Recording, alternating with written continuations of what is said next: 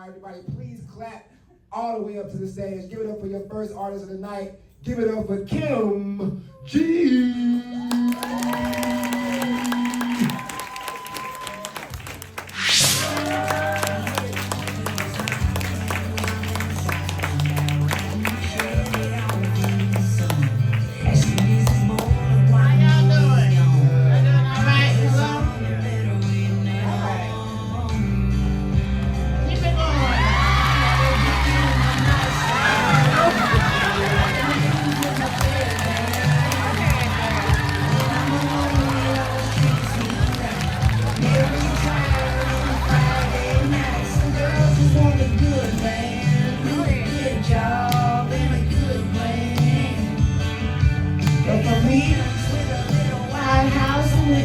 With some nice man. Me, I got a dickie in my nightstand.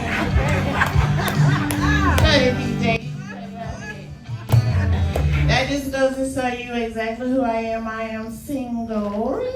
Clap it up if you are single tonight. There's a few of us, and that's okay. So everybody else all booed up. And I love that on other people, you know, beautiful love. I love it. It just has not come my way. I just don't date.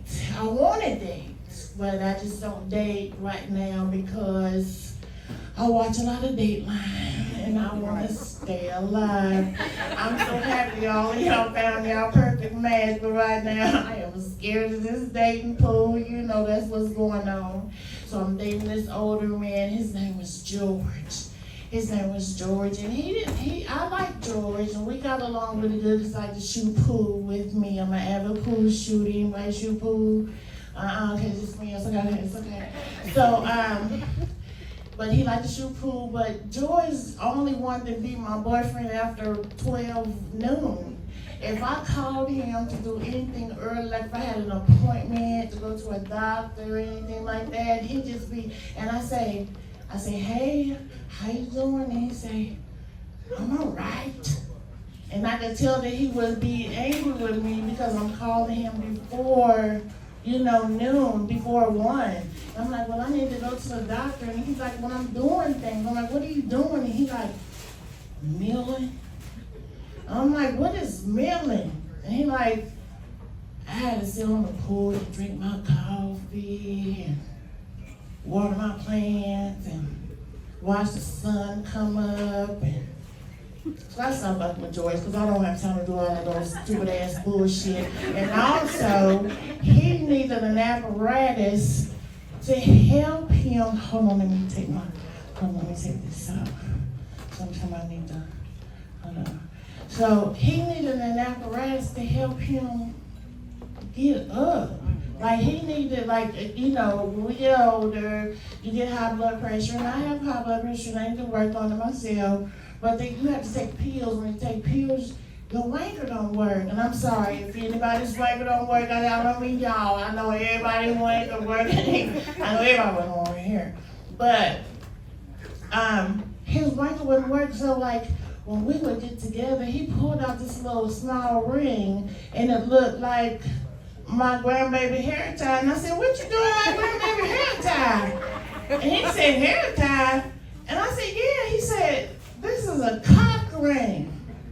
And I said, what? And it was like a cock ring. And I said, I'm not familiar with a cock ring. I'm not what is happening right now. And he's like, when I put it on, it's gonna make the blood rush to it, make it inflate. And I'm just like, ugh. Like who does it? Is that gonna give me some kind of infection? I'm really I don't wanna do that. You can put that up. So I stopped fucking with George. So then I started messing with this young dude. The young dude. And I don't like him because he said that's what's up all the time. I hate that's what's up. If y'all could take that's what's up out the dictionary, who started that stupid ass shit? I hate because it's just a filler. That means you have no conversation. That means you don't have nothing to say to me. But that's what's up. That's what's up is right up there with Top Dog Law. I can't stand a Top Dog Law. Oh, if you been in an accident, did you see the dog over there? Don't pet him. Don't do it. That ain't no money. I just turn that shit down because I can't stand it because you on my nerve with that stupid I can't stand your voice. Okay, so I am Kim Gresham. I'm a veteran, fought for my country. I have 2 children. One of them is here walking around here somewhere. And then I have a son, and he has autism. I am an autism mom. Clap your hands just for autism. Thank God for autism. Autism has, you know, it's really has saved my life because it's taught me patience. Like, I really don't have a bad thing to say because I don't have to worry about things that other people worry about. But I do have to worry about embarrassment. So let me tell you a couple of stories. So it started really young, but let me just tell you in the beginning, I didn't even think my son was even going to speak. He was nonverbal. And I didn't think he was going to say mother, mommy, none of that. And I was crying and boo-hooing. But this little nigga say a lot of shit. He said a lot of stuff. Let me tell you what he say. He's 24. He's not young. He's very high functioning. He go to work every day. He washes clothes. He washes my clothes. I don't even have to ask him. He washes dishes. He takes the trash out. I had to tell him one time nothing like my granddaughters. I had to tell them 1,000 motherfucking times, but not my grandson. My son, he does it. You know what I'm saying? My son, he does it. So anyway, but when he was younger, he just used to say a lot of things. So one time I was in St. Clair. I was a student there one time. Was trying to learn at one time. And he was with me because I didn't have daycare. And there was an unkept man there, and that man said hello to me. I don't know why he was there. He could have been a student, he could have been a custodian, I don't know, but he was there, and he just didn't look like he should be there. But he says hello. My son is behind me. He says hello, and I say hello, because I'm cordial, like I was brought up right. So I say hello, and then we walk, and my son says, "Hey, Mom, did you just say hello to that bum?" So this is me. Did you come on here right now? You can't even do this. Come on right now. Okay. So that was the embarrassment number 1.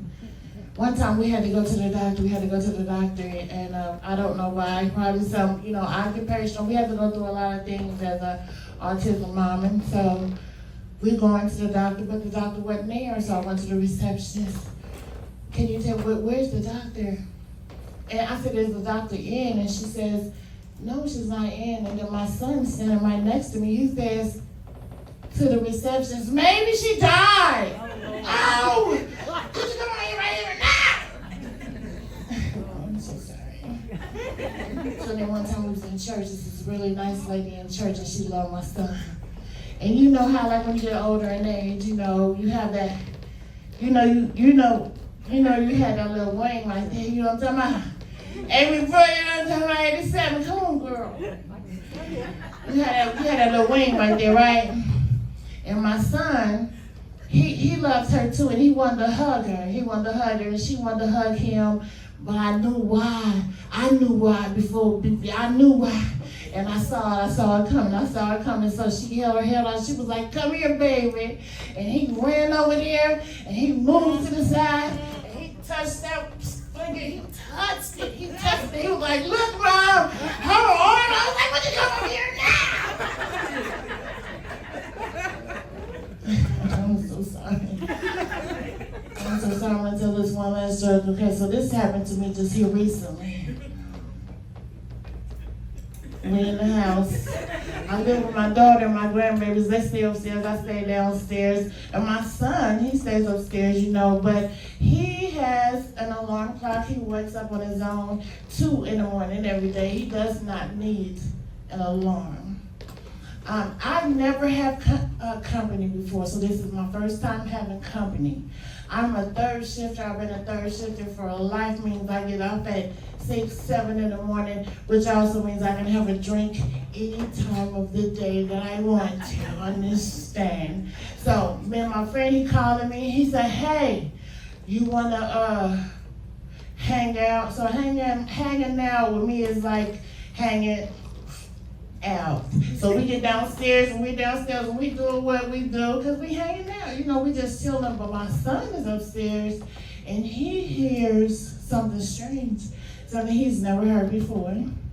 So he hears a man's voice. So he want to know what's going on. Now I'm downstairs and I know that he's upstairs wanting to know what's going on downstairs.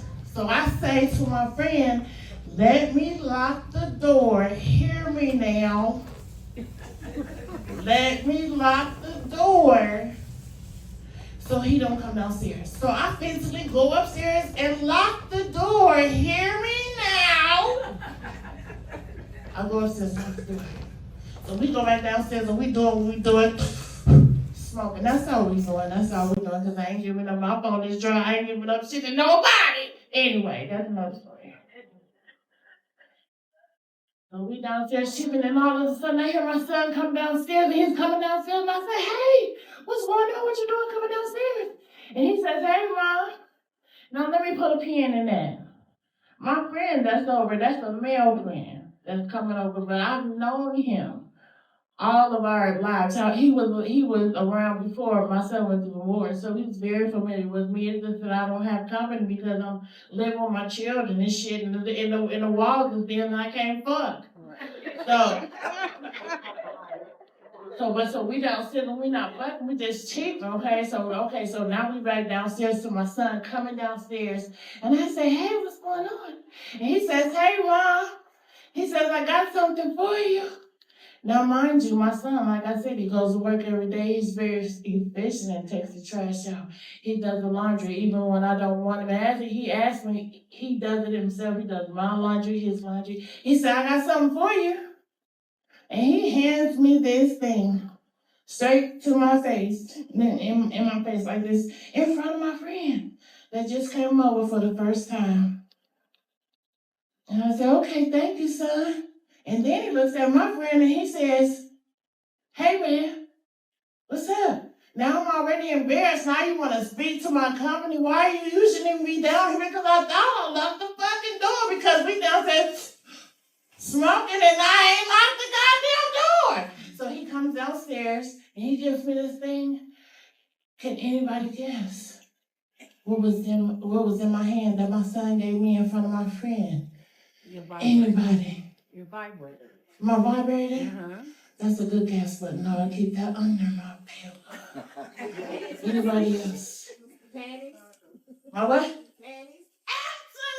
Absolutely, my panties. This my son handed me my panties straight to my face because he wanted to know who was downstairs. So he thought it was the best time for him to give me my panties. Now, any other day he could have gave me my panties. But he heard this man and he came downstairs, and that's when he gave me my panties. And then he walks off. And then my friend is like, "I thought you locked the motherfucking door." I thought I did lock the door. But I think that is my time, guys. I thank y'all for coming out. And I can keep talking about that.